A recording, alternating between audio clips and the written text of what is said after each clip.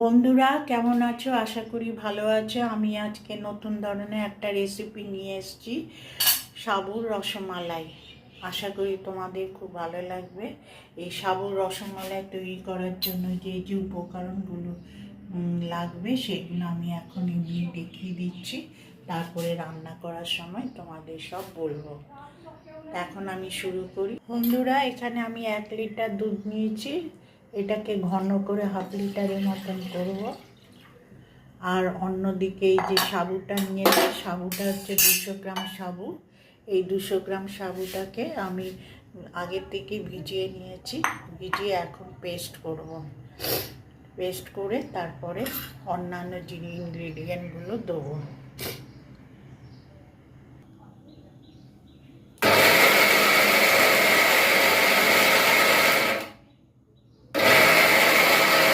সাবুটা ভালো মতন পেস্ট হয়ে গেছে।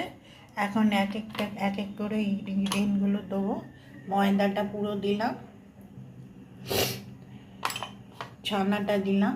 ছানা এখানে 2 টেবিল স্পুন, বেশি না। আর গুঁড়ো দুধ পুরোটাই।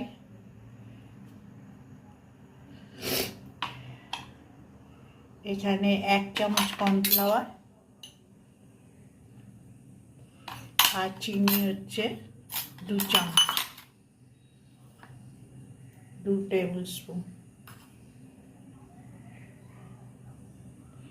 এখন এটাকে ভালো করে মাখবো।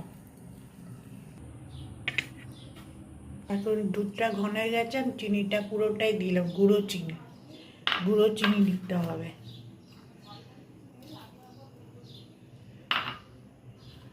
আর সামান্য গুঁড়ো দুধ দিলাম।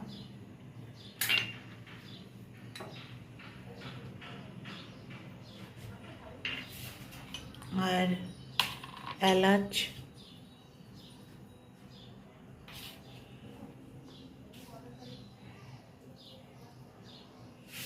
এবার এটাকে গোল্লা গোল্লা করে এর মধ্যে দেবো।